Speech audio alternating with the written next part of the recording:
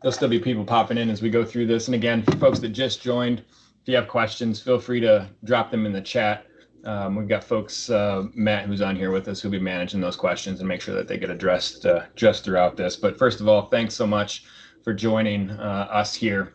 We've got a wonderful topic to discuss related to how to identify and how to protect and ensure that your organization is safe, secure, and reliable. We'll go through some introductions here briefly, and then we'll hop right into what we're seeing overall in the marketplace. I'll go ahead and start. My name is Ryan Hahai. I am with Braden Business Systems. I am not a technologist by trade. My background is information systems operations management. I slant heavily in the sales and the marketing side of the house. So I get to talk about the great things that the wonderful people on my team do. I just don't have to get woken up at 2 in the morning or 3 in the morning to resolve any of these alerts that happen to come across the ecosystem. But very happy to be here with both Rich and Norm representing Braden Business Systems. And so for those of you that don't know, Braden Business Systems is a managed services and managed print organization headquartered in central Indiana. In fact, we're the #1 managed services provider in Indiana, all the way up into the Chicagoland region. We focus on ensuring businesses can be reliable, secure, and scalable over a period of time by applying not only proper technologies, but also processes and people to ensure businesses can stay operational and ahead of the curve. And then we align all that back to their initiatives, their goals, and what they're trying to go accomplish. And again, a lot of that falls into security, and that's what we're here to talk about today. Norm? Yeah, thanks for the opportunity, Ryan. My name is Norm Craigie. I'm a sales director here at ConnectWise, and I'm basically part of the account management team here at ConnectWise, and I support Braden Business Systems. And yeah, I've had been with ConnectWise for about 15 years. And ConnectWise is a software company that provides all the tools that an MSP like Braden Business Systems would need to run their business and be successful and profitable. And overall, had about 30 years of experience in the IT field. And again, I appreciate the opportunity to join this webinar. And my name is Rich Jack. I work alongside Norm at ConnectWise. I'm a security solution strategist. I also support Braden Business Systems as a strategic partner of ours. My role here is really to make sure that our partners and their end customers and prospects are making the most of their security and making sure that they're reducing risk wherever possible, increasing their security posture, because that landscape continues to evolve. And well, the topic that we wanted to talk about today is a little different than what we normally talk about, because anytime we're talking about security, a lot of times, we're talking about external threats and the things that you hear about on the news or whatnot. But again, my role here is to help our strategic partners like Braden Business make sure that their partners and customers are certainly getting the best protection. And as Ryan had eloquently put it, against the people, process, and technology piece of that, all three of those are just equal critical components of that structure. And we'll get into that a little bit later as part of this discussion as well. But we certainly we appreciate your attendance, and we welcome your time, and we look forward to going through this discussion with you. So we kind of just alluded to this. Why do we talk about this so much? And obviously, some of these things are, most of us, if not all of us, have gotten these letters, gotten these emails, seen where there was some kind of compromise. Your credentials, your personal data, your information might have been affected in some way. There's just a couple of examples of how some of these might read. And, you might take action, you might not take action. You might take the first couple serious, and then after that, maybe not as much. But you kind of get the point here. Where we're going with this is, realistically, as I mentioned on the last discussion just a little bit, none of this is changing anytime soon. As a matter of fact, the threat landscape continues to expand. The threat vectors become more and more increased and enhanced. There's a lot more avenues to attack. And the bottom line is, like I had mentioned a minute ago, is really just to make sure that everybody's on the same page and everyone takes an ownership role into protecting not only your personal and private data, but also business and information and anything that should only belong in the right and confidential hands. You have anything to add to that, Ryan?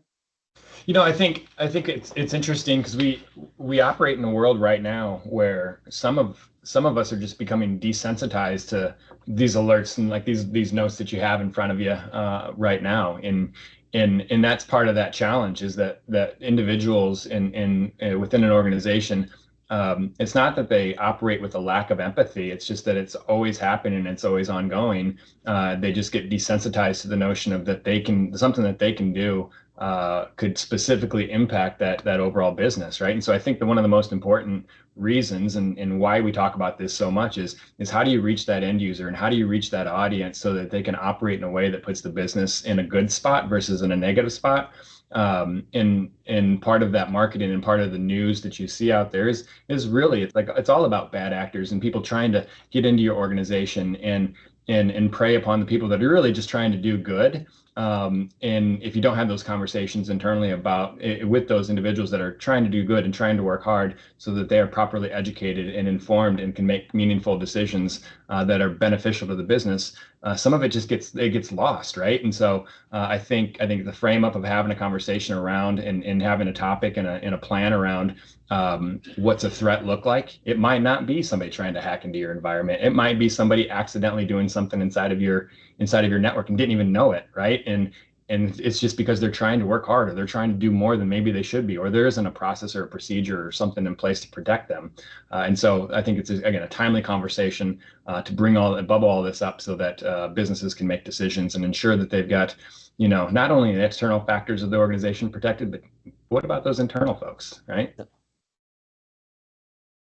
Abs- Absolutely, it's very well stated. And it brings us kind of where, the point of this whole discussion, and we're going to kind of go through this, and Ryan just kind of nailed it there. Yep. Not all this is malicious intent.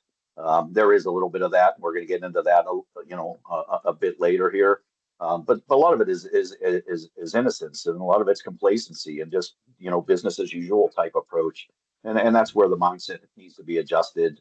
Policies have to be put in place, those kinds of things. We'll get into each of those a little bit later in terms of malicious versus non-malicious or negligence and those kind of things. But where do we think the breach starts? Well, if you watch enough movies or you watch the TV shows and everything else like that, you typically this picture shows some guy probably in a basement somewhere or a garage, and hacking, and yeah, some of that does exist. Um, but you also see this. I mean, Yep. this looks like a normal workplace. It looks like a normal help desk. Could be anybody's work environment, but these folks, they do this for a living, and that's that's part of the external threat piece of it, obviously, and ultimately of that, 65% of all bad actors and external threats come from external visionaries, kind of like this, and that it's really their job. Their job is to hack into your credentials, just make sure that they can do what they can. That they're doing this to make a living. I mean, it's a profit center for them. They don't really care Yep. about your business. They don't really care about your data, but they do care about access to your funds and access to you having the need to get your business back operational. And that's going to cost capital in order to do that. And that's how these folks are set up to do some of that. So Yeah. Norm, do you have anything to And, add there? Yeah, no, I was just going to agree. When I think of somebody trying to perform a cyber attack, I'm thinking of the kid in a hoodie, right, typing away. But it's a lot of formal businesses that are out there that look just like that screenshot. They have HR departments, they use recruiting firm to acquire talent, they have bonus structures, and it just happens to either vertical is cyber crime, and yeah, so it's. But the good news is most businesses will have good protection, as Rich kind of mentioned previously, against these types of external attacks. It's the internal threats that we're focusing on today that it can really get past the goalie, so to speak. Yeah, that's a great point. But it's not all just external, as we Hmm. discussed. And then obviously that's the reason for this webinar. And we thought, that oftentimes there's not enough of a spotlight shined on this topic because it's so easy to overlook, as we kind of just alluded to a little bit ago. But, some of these folks are your colleagues, your friends, your neighbors, your people that work, side by side with you, those kinds of things. Um, you know, and again, a lot of these folks have no malice in their bones. I mean, are there instances where somebody may hold a grudge or have a personal vendetta against the company for one reason or another, or is looking to leave and those kind of things. Those kinds of examples do exist. And we're going to get into all of those a little bit, but just wanted to make sure that we were, you know, along the lines of where these percentages come from. It's about a third of all, uncovered threats start internally. And some of them are the basic things that you hear about all the time, clicking on a link that you shouldn't have, or, basically getting a password cracked and things like that, that can, through processes and policies, you can, kind of police some of that stuff. But certainly it warrants a closer look from time to time on that. Ryan? Yeah, I mean, I think the other thing to add here is that, and why this is still such a relevant topic is that, especially in our industry where we have businesses and that are leaning on us, and we're hoping that we put together the right package of tools, right, to be able to make sure that we can eliminate as much of that noise as possible, that of somebody, a bad link actually getting through, right, a phishing email coming through, or somebody gaining access to an environment, or somebody setting up unbeknownst to them a mail forward rule, right? And our clients are right. So we have a lot of great tools that we leverage today that help protect against a bunch of that noise, and we keep them safe. But again, at the end of the day, if you've got an individual that again, working hard, trying to get something done quickly, needs to download a PDF converter because they need to make a change to it and they don't have access to the right software, right? And they're just trying to get something done before the end of the day because that's the timeline. And so they download something or upload a file into the web, and it says, okay, great, here's your file, download it now. And they download something maliciously into the environment, again, not knowing that they're doing something wrong because they're not educated to understand that, or there's not systems in place to protect against that one's very specific type of a scenario. And so those internal breaches are often heavily slanted towards lack of process, lack of procedure. It's not always the technology, right? The technology is doing the things the technology is supposed to be doing and preventing. We'll have customers reach out and say, hey, I clicked on something in an email, and by the way, I pulled it out of our spam box, or I pulled it out of my junk box, or I had a message get released via quarantine. It's like the tools can only do so much, right? And some of this is really around that education side of it, and making sure that people not only are educated but also can follow the activity necessary to take action for what they have just learned about. Yeah, one other thing I'd just like to add to that, and Ryan kind of alluded to this before. Sometimes people are just trying to do more with less. We all don't have enough time on our calendar from day to day. The workload never really seems to decrease. We keep piling more onto that calendar day after day. And one of the obstacles towards the big part of this discussion is that big key acronym that we all hear about in everyday life today is this AI. You're trying to do more for less, and you're trying to take shortcuts and things like that. AI is a wonderful tool when it's used appropriately, but it's also a very tool that needs to be policed from a security perspective, or it could open up a lot of the avenues that we're going to talk about a little bit later on as part of this discussion. When we go into understanding what the bad actors look like, again, it gets back to some of the things that we talked about before. Some of them are criminal organizations, of course. That's a big part of it. Norm had mentioned before, these are legitimate legitimate might be questionable, but they are organizations that's how they run their business. And in many cases, they sell these services to other people looking to get into this kind of a business, which is just as crazy. That via the dark web and things like that. That's a second outlet for a profit center. But between the criminal organizations and the nation states piece, and we're going to roll out the percentages of these too, but nation states we seem to hear about in non-peace times when countries are going at it and everybody's trying to get their intelligence and everything else like that. And those are real, and those typically are very large type of attacks and things like that. They're not as prevalent from a percentage wise, but from a dollar figure, they're also very large. And of course, as we talked about insider threats, we keep mentioning that because obviously that's the topic of this discussion.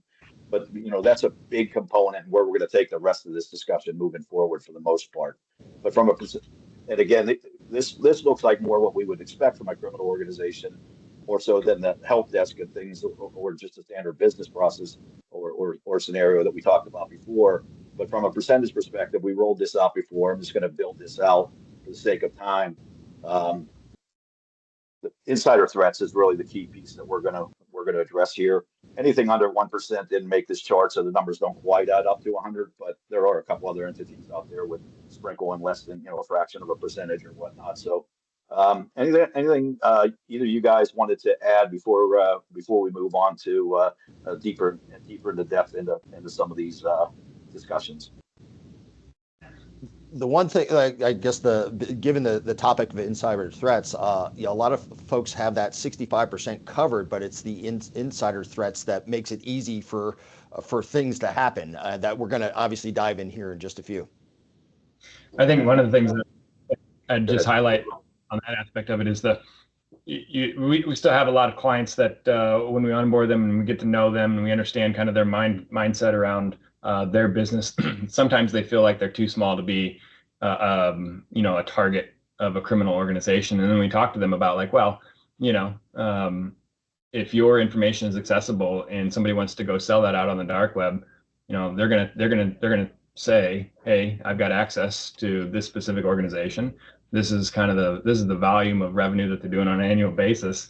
And this is, you got authenticated or inauthenticated access, and they'll sell that out on the dark web for $1,000, right? And so in your mind, I mean, that's not a big dollar amount, right? And somebody can go buy that, right? And so in today's world, it's unfortunate that just about everybody, if not everybody, if you're on the web, if you're on the internet, in some form, some fashion, you're a target. And then if we even think about it from that aspect of it, okay, hey, maybe we're not a target for one reason or another. We've got the right tools in place. From an insider threats perspective, whether it's knowingly or unknowingly, everybody's essentially susceptible to the insider threat aspect of it, right? If you don't have proper process and technology and procedures, and then the trust in the individuals and the faith in the individuals to follow it, right? And so we live in a world, unfortunately and fortunately, that the place that we're at is essentially everybody's susceptible to something, right? And it's just made a matter of making sure you've got the right things in place to reduce the amount of risk within reason from your business. So it's not always just criminal organizations. Again, that's the insider threat side is a big component of it as well. Yeah, and I want to just build on that a little bit because he said something very critical right there. Small to medium businesses, a lot of times they want to turn a blind eye on this, and oftentimes, if not most of the time, they're the key victims behind this. And Ryan kind of just nailed it there. There's a couple reasons for that. Obviously, there's a better chance they don't have the adequate protection in place. The attack surface may be more vulnerable than an enterprise type business that has full-time employees doing this on their behalf and have the, that's their responsibility to lock these systems down and things like that. But more importantly, or just as importantly, not too long ago, it was too expensive for small to medium businesses to deploy these kinds of solutions because they were only available economically for the larger enterprise and big business. That's all changed, and that's where somebody like Braden Business can come in and assist the small medium type businesses. Certainly lock those down on your behalf, certainly in concert with what your beliefs and your stance on risk is. But the small to medium businesses are the targets. You just don't hear about them as much for obvious reasons. We hear about the targets, we hear about the Sonys, we hear about the Pipeline, MGM, all the massive malware and ransomware attacks that we hear about. But we don't hear about the other ones most of the time because they don't get reported even they're supposed to, because there's too much of the reputation at risk and too much of a potential to never regain lost business from any kind of a compromise. So another thing just to think about moving forward that nobody's out of reach from any kind of these threats or attacks. Just wanted to kind of dive into this real quick, and I'll turn it back over to Ryan and Norm for their insights here as well. Some of this I kind of just mentioned on the last slide there. The second point here, and I'm not going to read these off, but media, social media, and everything else like that. Folks are concerned about their reputation. You live and die by that sometimes. And we'll get into this a little bit later about ROI and feelings about risk or whatnot. But Oftentimes there is a false sense of security, and because you know your neighbors, I mean, we go through periods of time where we get way more conscientious about security initiatives. Where security at airports is much tighter. You need badges to go anywhere. Security, bags are getting checked, and then 6 months goes by, a year goes by, and oh, Joe at the front desk and the security guard, you just wave and all that kind of stuff. Some of that's just not natural behavior, but some of it also is just getting away from the policies and processes that are meant to protect the business. Guys, what do you have to add there? Yeah, I agree. Just not reinforcing the best practices. Like you said, you can get complacent with the day to day and just get kind of sloppy and become vulnerable, even though you don't intend to be. Yeah, 100%. I think the other side of that is that if it looks like it's technology and people think it's technology related, right? It's an IT problem. And so there's a lot of education that goes into ensuring that it's a business awareness problem, and that leadership is taking note and everybody's working together to go achieve that single function at the end. And it's not just an IT problem. And so just ensuring that you've got the right eyes on the people and processes is not the easiest thing in the world to go do, and especially if you're buying a tool or hiring a person or hiring a company to handle the IT things, and they tell you, hey, we're going to have to change behavior. And like, well, there's not a tool for just behavior, right? And so it's a little bit of a cultural shift, and it takes time to build that secure culture. And those aren't the easiest things in the world to go do, right? And it starts top down, and sometimes those are hard, meaningful conversations to go have. But again, I think what we see most of the time is that people look externally right out of the gate and try to harden and protect what they've got from an external factor. And then the internal component of it is a we'll look at that next perspective, but the external factors are changing all the time, right? And so you're never done being protected. And so it's always one of those things that's on that journey, but we never get there because it's farther down the road in the journey, and we're still protecting all the other things that are outside. And so I think organizations do have a lot of busy work that they handle today, keeping the business safe and secure and reliable, and they look at that before they look at the internal threat component of it. And not that they won't get there. It just takes more time for them to get there in their overall journey. And so some of it's just reframing. Here's what this journey looks like, and make sure we're on the path together to help you go achieve it. And by the way, we can do these things parallel with each other. You don't have to only look external. We can also look internal as well. Great point. And we're going to get into that as this best way to build an external defense is start internally. Yep. Both of those help strengthen each other. We talked about these a little bit. We're going to go into each one of these, so we're not going to spend a lot of time on this slide. Just in terms of where these threats come from. We talked about the negligence factor, the malicious or malicious intent, which does exist, and then just purely complacency or lack of caring and kind of looking the other way, state of mind. So when you get into the negligent insiders, it's just that. I mean, data is meant to be confidential and only in the right hands. And thus, obviously you got to be leery of what you're doing. And we're going to get into this a little bit later as well, just as far as permissions and things like that. But common sense plays a big piece of this. And also, who's accessing this? I mean, who has the ability to see this? I mean, what kind of things are you doing to make sure that you're protecting any kind of, valuable or private data to make sure that it's not only in the wrong external hands, but also in the correct internal hands. And the technical team can help with that, but certainly it's every employee needs to have a stake in this. Yep. And Rich, you kind of touched on this earlier, and Ryan, you did as well. But in today's day, when everyone's trying to do more with less, you're going to be multitasking. So it's really easy. Some of these phishing emails that Ryan talked about earlier, they're so sophisticated. The graphics are really rich. They look very legitimate. And if you're multitasking, it would be very easy to click on a link. And again, being negligent, not intentionally trying to hurt the company data, but just a simple action like that can cause issues. Also, too, with I have a little bit of a funny story, I guess, with a negligent on the topic of negligent insider. Again, just being unintentionally putting companies' data at risk. We were doing a user group meeting in Australia, and one of my colleagues, was checking his bag and said, you know what, I'm just going to throw my laptop in my bag, in my luggage. Well, his luggage got lost. So it took like 3 days to get it back, so nothing happened. But nonetheless, just being careless like that is an action that could have been prevented by not just putting the company's laptop in luggage that has a risk of being lost.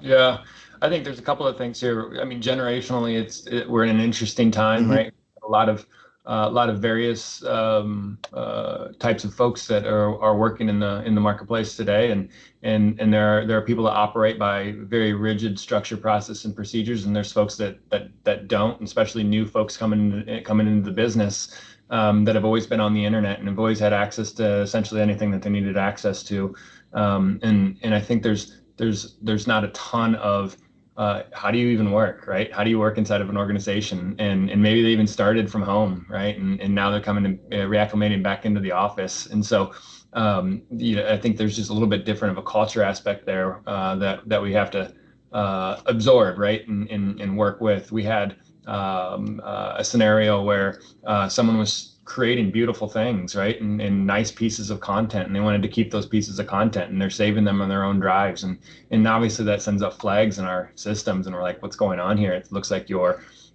downloading documentation in items to a source where it doesn't necessarily need to be. And it's like, well, I created them. I thought I could just have them. And it's like, well, that's not necessarily the world that we're working in, right? And so, just from an educational standpoint, they had no idea, right? But from an educational standpoint, we had to make sure that we empowered them properly with the information necessary to be able to operate under our code of conducts and structure here within our organization. But I'd say probably more often than not, what we see now from again, a good, hardworking, well-minded individual is around AI, right? And so I think organizations were nervous with AI right out of the gate, but maybe they didn't roll it out in mass to the staff, but people for sure were taking information that probably shouldn't be out there in the wild and copying and pasting it and throwing it out into some sort of large language model like a ChatGPT or something like that, right? And it's just out there now.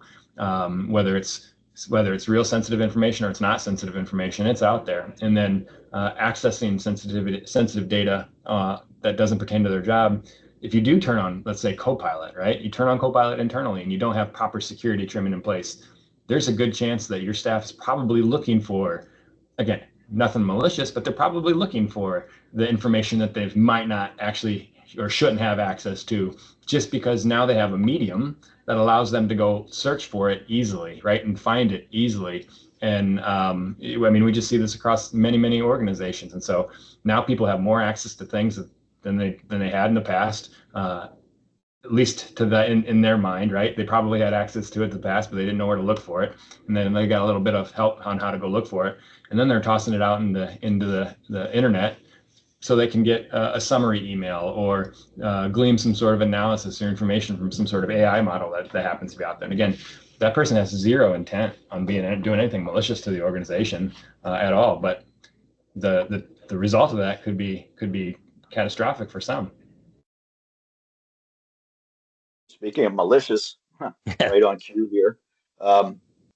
Ryan just mentioned some intellectual property is oftentimes overlooked and should be at the top of anybody's list when it comes to security, because a lot of times it's unknown that they might be doing something.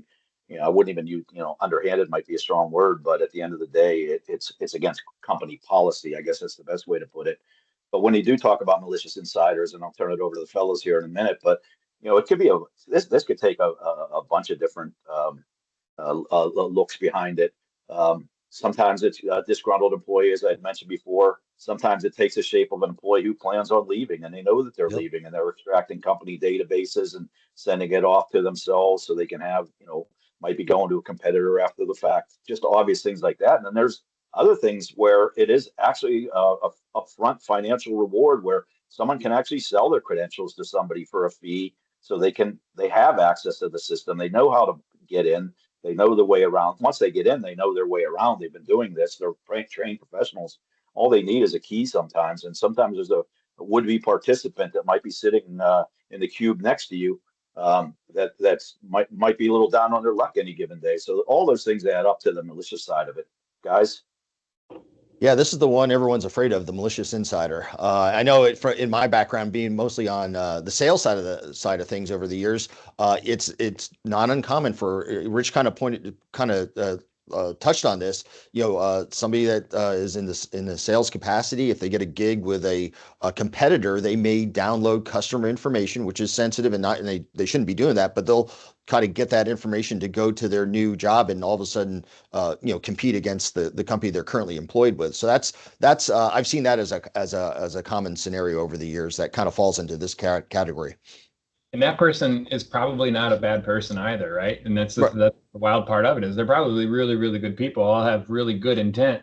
But you give them a little bit of a moment where they're upset. Maybe they were let go, maybe things weren't working out, whatever, right? And now they have access to information and they make a poor decision then at that time because they have the ability to go do it. They may regret it the next day. But in that moment, again, it's like, again, are we doing the right things to ensure, and do we have the proper technologies and processes to ensure that if something was to happen, we're alerted so we can at least take action on it, and that's not always the case. So the last piece is the complacent insiders, and I think this photo here says it all. Just folks having a tendency just to look the other way. And some of the examples given here are blatantly obvious in terms of weak passwords, using the same password for all the systems, not obviously restarting your computer from time to time for security updates and things like that, not locking your workstation when you walk away. All these things are things that you should learn as part of any company policy on day one as an onboarding, but just over time become just a second thought that a lot of it, unless these are obviously practiced. There are policies in place, and they also have to be policed on some level, because you have to know who's not abiding by the rules and adhering to these, because that's where you're opening the door for these kinds of activities, which are not of the malicious intent, but certainly just create just as many vulnerabilities.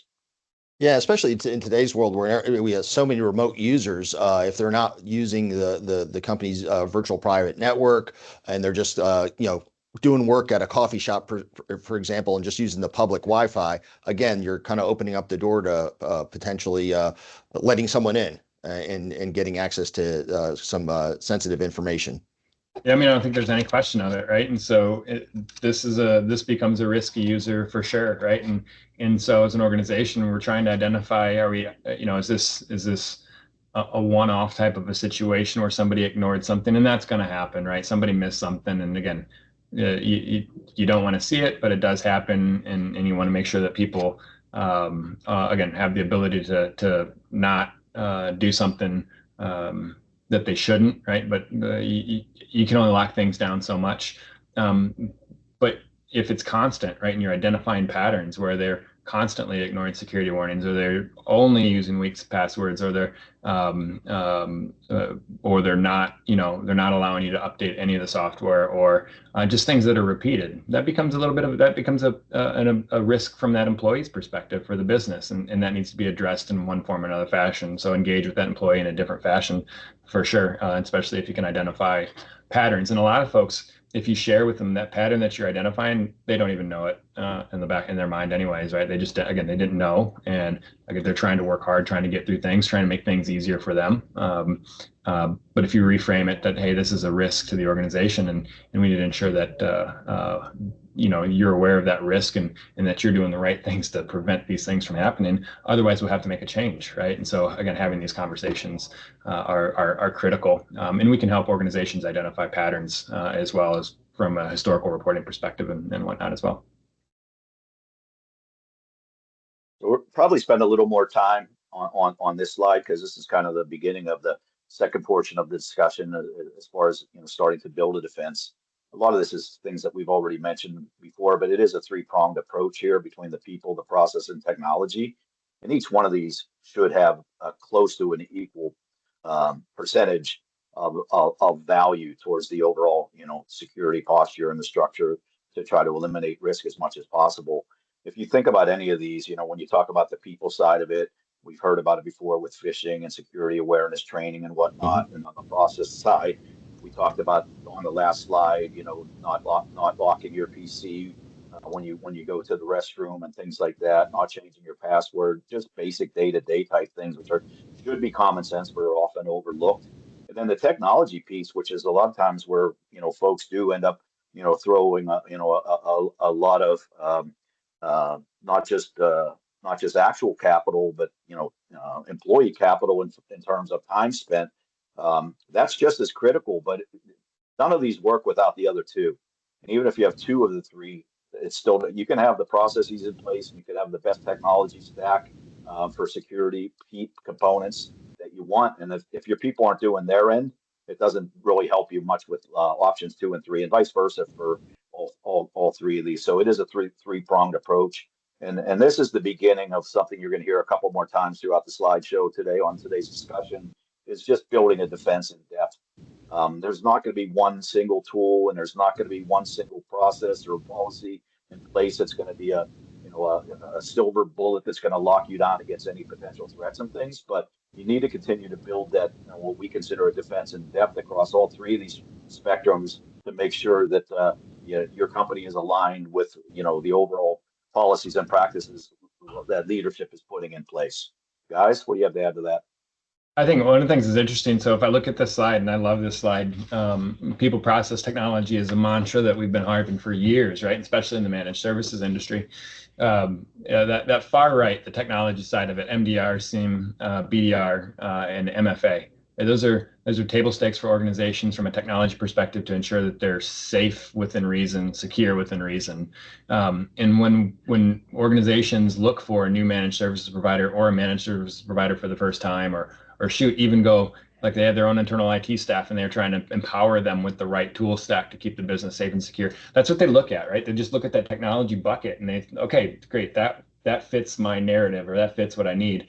And often organizations don't look at people and process, and if those are important, they just expect that managed services company or the IT partner to come to bring those resources to bear, and that's not always the case, right? And so that's one of the things that we've seen in the IT space over the years, is that organizations that we often compete with, they harp on technology and they've just got the new latest and greatest tool that's the coolest thing in the world. But the most important aspect of it, tying these people and process components together, is communication, right? And these tools are cool, but if you don't communicate internally, it doesn't matter, right? And if they don't communicate with your team in a way that allows them to empower them to keep the business safe, it doesn't matter. Those alerts, every single one of these tools that are out there are going to throw alerts. What do you do with that alert, right? Well, that falls back to process, and then that falls back to people, and making sure that you're moving things through that overall ecosystem efficiently and effectively. But too often we just get so blinds, have blinders on. We just look at the tech side of it, and Yep. and it's got to be all three, man. It can't just be one or two of those. Otherwise, it's gonna fail. Yeah, I say that one all the time, Ryan. Talk track is way more important than the technology stack. You need both, but you definitely need the first piece of it, because most business owners and stakeholders, they don't really care as long as what the products are. And sometimes we get into too much tech talk and too many, we acronym people to death.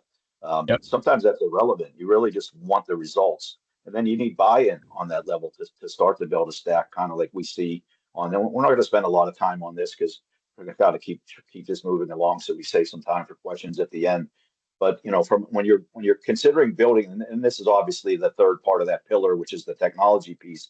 When you're talking about some of this, talk about the outer defense. A few of the things that Ryan had just mentioned. We talked about security awareness training, endpoint protection, which really has come a long way. We'll get into that in the next slide, I believe it is, or another slide after that. But you obviously need to build the protection against those external threats because they're still prevalent and Yeah. they are really still where that security stack is going to help you the most.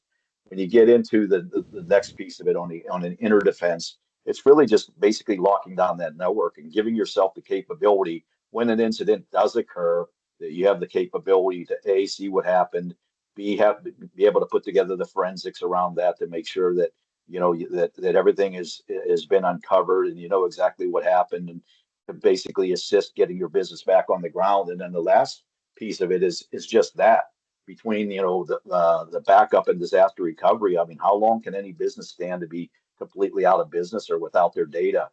Most businesses, I would say, not very long at all, if at Right. all. So they Yeah. need to have that policy in place, and that's something that needs to be practiced. You can say you have all this stuff in place, and then when the rubber meets the road, and you need this, to save your business or whatnot, you can't just start praying and hope. When's the last time we checked this? So not since we implemented it. So it may or may not even be effective, but it's just these are just some guidelines. And then the last piece of it is just around cybersecurity insurance. I mean, everybody should be considering that at this point, only because of the prevalence of and the financial damage behind ransomware attacks. And most of these will put most small businesses out of business, if not close to out of business.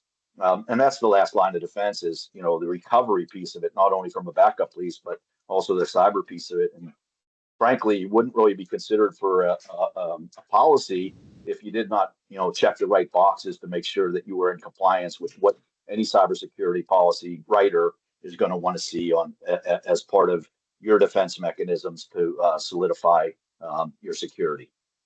We've gone through a pretty good evolution where I think cybersecurity insurance or insurance in general, maybe 10 years ago, Rich, like you just mentioned, you got to check the right boxes. I think that was people's plan, right? That was their security plan or the recovery. Like, I'm going to say that we have these certain things that we're doing to protect our business, and in the event I have an issue, right, and I can lean on this insurance policy to be able to pay us the money necessary to get us back up and running. And then a few years after that started, I would say organizations probably didn't necessarily follow it to a T, and insurance companies started to tighten the screws there a little bit.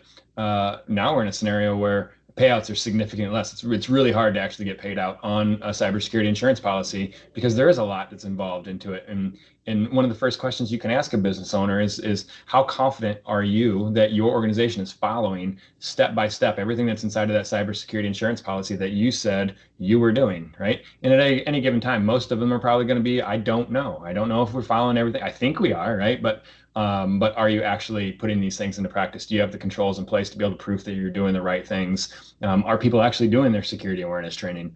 So many people, again, if we think of checking the box, they go through that like it's a checkbox and then just delay, and some folks don't even do it. Putting your organization not only at risk from the event, but also being able to recover from the event per your plan of what you've got. So those are things that you got to constantly look at and make sure that you're aligned with on a consistent basis. And then also on that business continuity disaster recovery, we see this pretty frequently where again, that's also operating from the mindset of a checkbox. Did you test a backup? Yeah, backup was tested. We were able to recover a backup where we checked hashes in some sort of a file, and the file was there in the backups, and they're calling it good.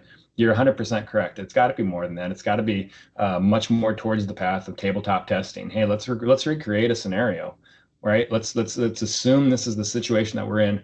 What do we do? And you'd be surprised at how many people just like look across that room and be like, well, who do we call first, right? Not aligned with what even that first action is or that first step is.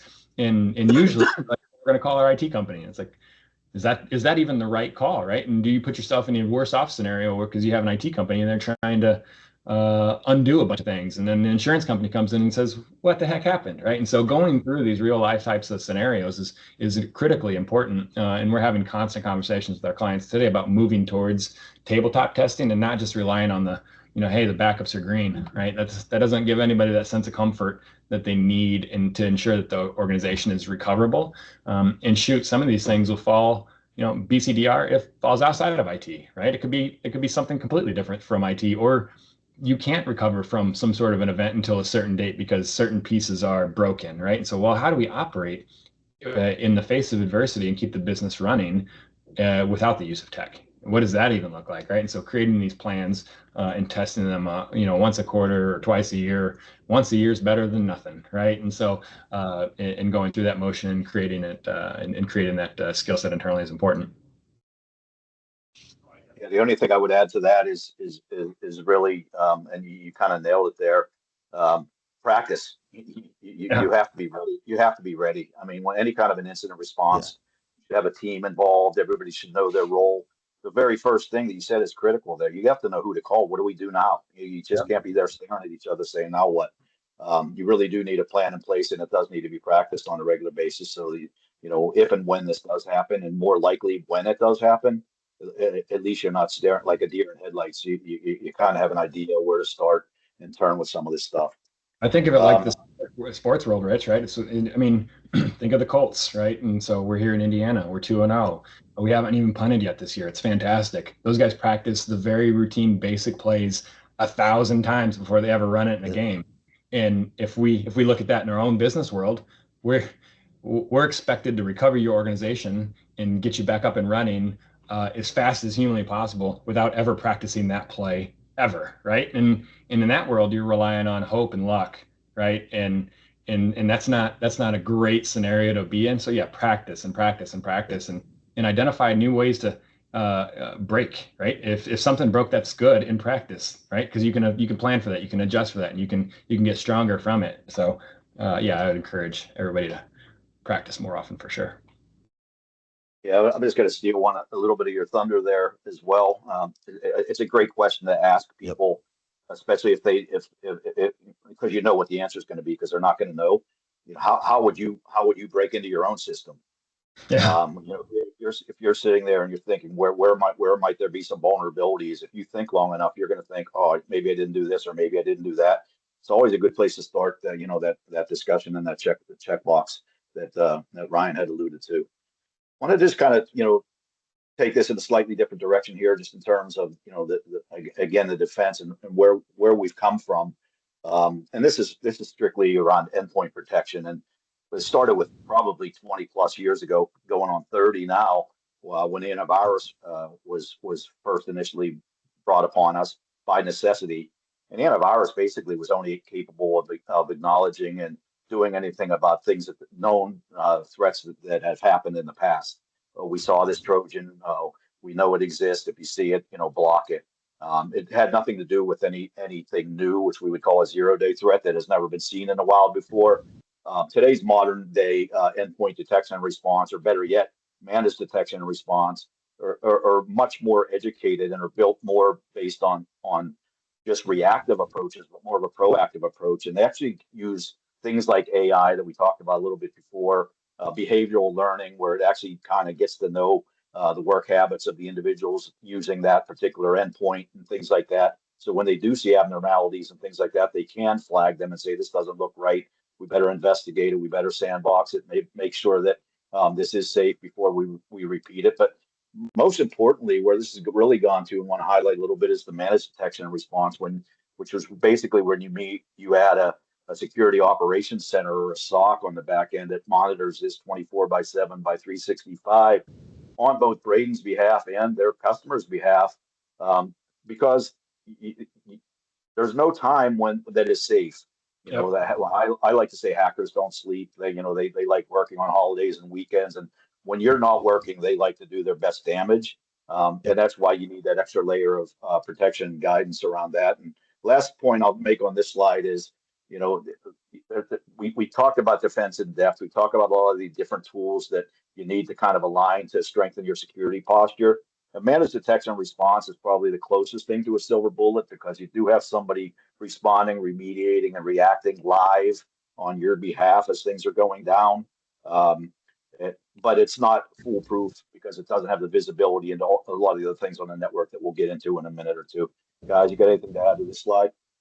No, I think again, I mean, this is table stakes in today's world, right? So organizations, whether you're working with a provider or working on, you have your own internal IT staff, having some sort of MDR solution plumbed up with a SOC that's monitoring 24/7, 365. I like the layer of AI that's be added into this, right? Because there's just too much stuff coming through that a human can't get to. And so being able to delineate from all the information that's coming in to make, surface the stuff that's important that a human can then go look at is critically important so that you can keep your business safe and secure. And these aren't the cool thing is chances are your managed service provider has something like this. If you've got a managed services provider, maybe it's if they do the old school good, better, best type package. Maybe it's tied into the best type of a package. So make sure you're taking a look at that and ensuring that this is something that you're getting on a daily basis. Because bad actors like to be very inconvenient in a timing perspective. Making sure that you have somebody that's watching over you 24/7, and then more important or just as important is you got somebody there to take action on it. Because when something happens and they can stop it and put it in a container at 2 a.m. Versus some of the tools that are out in the marketplace today, where this sends an alert to you. And again, now you got to wake up, figure out what's going on, log into your systems, and then try to take action. Right, just make sure that you've got the right partnerships and tool stacks in place to keep the business safe. And we're seeing a whole lot more of that MDR plumbed up with AI as well as human guidance associated with it today. And that's another great reason we love partnering with Braden Business as well, because as you can hear, they take this stuff seriously. So you definitely need somebody like that in your corner to co-manage this with you, be eyes and ears when you're not available, and manage this on your behalf. And they've been a great partner of ours. Going to kind of just build this slide out real quick and not spend a lot of time on it. Again, I want to be cognizant to save some time for Q&A at the end, but just wanted to talk about SIM real briefly here.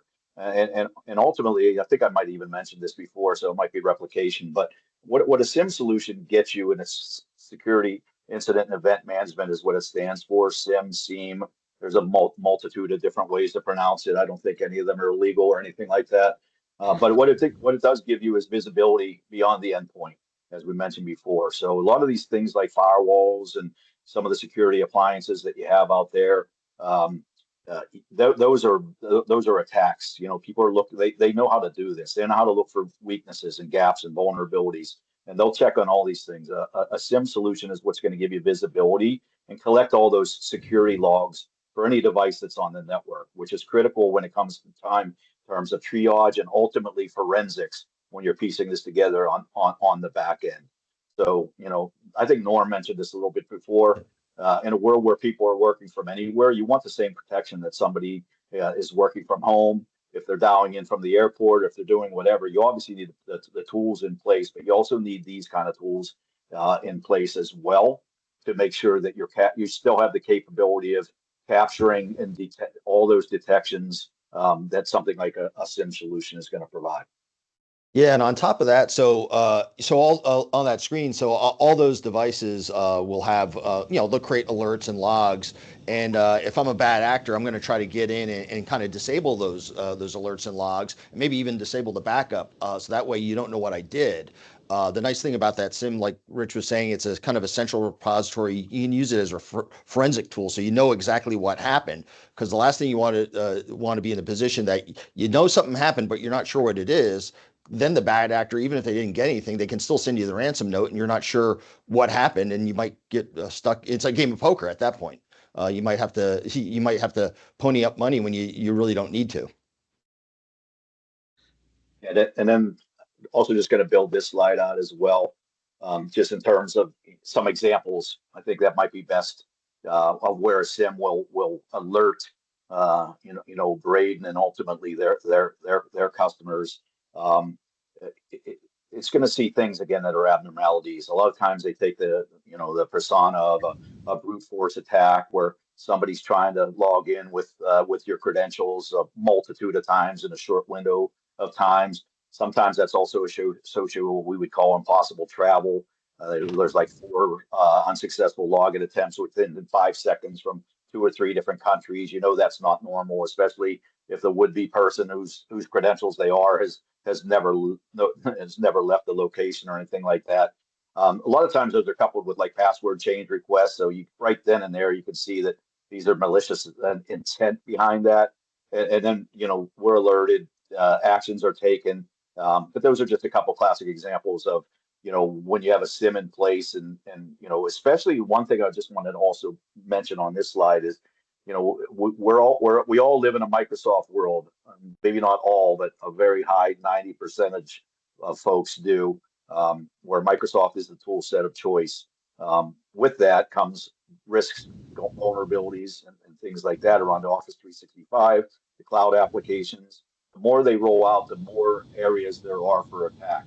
So one of the key components about SIM and some of the reporting capabilities is going to be able to show you exactly what happened within that 365 tenant, who was logging in from where, and various maps and things like that, just to allows you, A, to police what's going on, and B, also provides you some value for the money that you're putting into some of these tools that we talked about. And then just again, moving on. I mean, this is another slide that I believe is one of the more critical ones.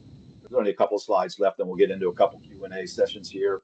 But confidentiality, integrity, and availability, these all are common sense approaches to running a business practice. Who has access to the sensitive data? I mean, who are they sharing it with? What I like to tell my partners and anyone that I talk to about this topic is everyone has a stake in this game. You need to make sure that only certain people have certain permissions. We like to use something called a least privileged access. So somebody that might be just starting in shipping or whatever does not have access to HR records, salary records, all that other kind of stuff. That needs to be policed on the background to make sure that stuff doesn't get in the wrong hands.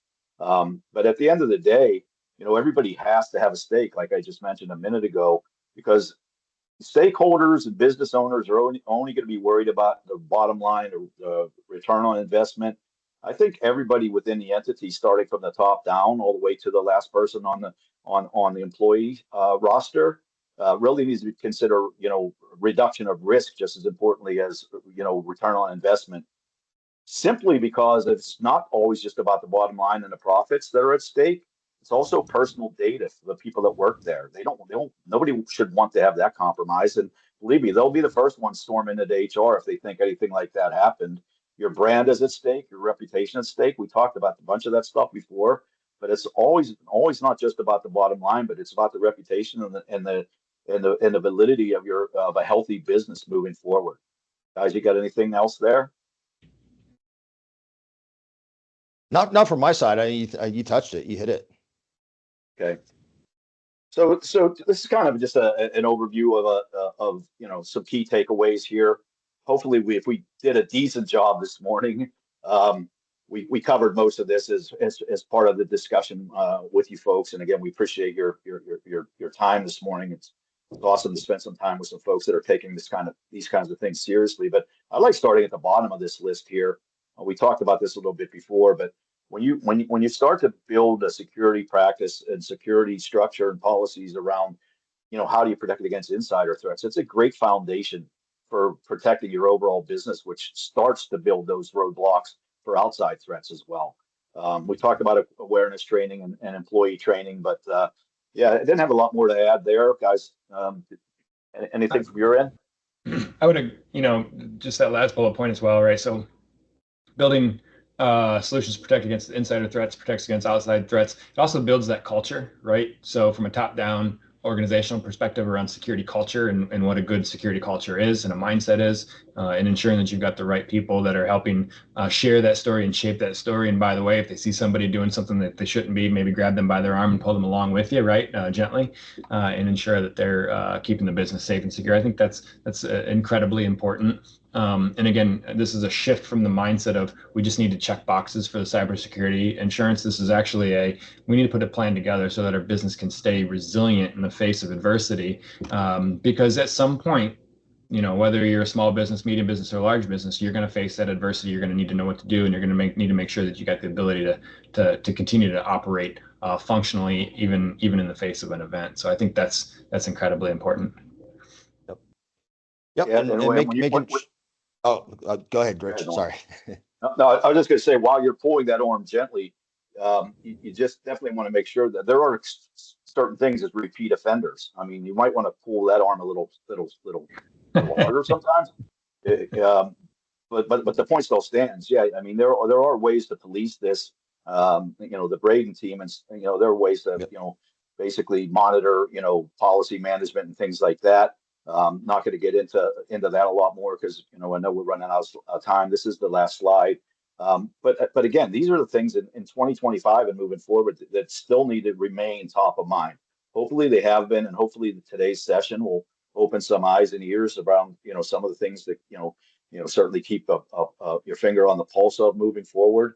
But all of these types of things and everything else that we talked about today are the types of things that an MSP like Braden Business can certainly assist you guys with. And certainly, we're here as an extension of their team as well to assist with your and their collective success. So that does bring us to the top of the top of the hour. So we're not going to get to everybody's questions, but we did have one come through that I do want to take a second to highlight and get your guys' thoughts on from Jason. So if we want to take, because I think it's important, right? If we want to take one immediate step tomorrow to reduce insider risk, what should it be? Which I think is a great question. Norm or Rich, do you guys want to take it first, or? I'll take a swing at it. My recommendation, my personal favorite, and Rich touched on it earlier in the webinar, is the security awareness training. Just getting folks comfortable and educated on what types of emails come in from a phishing standpoint. In my opinion, that's invaluable. I agree, and I would just pile on to that. I think that in one person's opinion, which is mine in this case, I think the most critical slide as part of this delivery today is really the people, process, technology slide.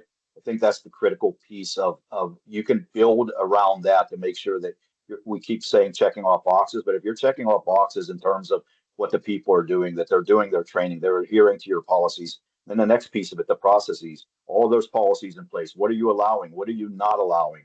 And then again, practicing, making sure that these are being acknowledged and practiced. And then last piece, you definitely need that security stack of the tools to prevent, which is a lot of those are going to be more for external, but they're not going to do you anything if the first two pieces aren't in place. Yeah, those are great points, Norm and Rich. I do appreciate your time and again the partnership with ConnectWise to help us bring some of this information to the audience. Thanks for everybody else that joined us. We will follow up with some information in an email here post event, and then if you send a question in individually, we'll make sure we address those specifically via an email moving forward. But that does bring us to the top of the hour. I do want to thank everybody so much for carving out a little bit of time to sync with us here with ConnectWise and Braden Business Systems, and look forward to the next session. Thank you all. Thanks everyone.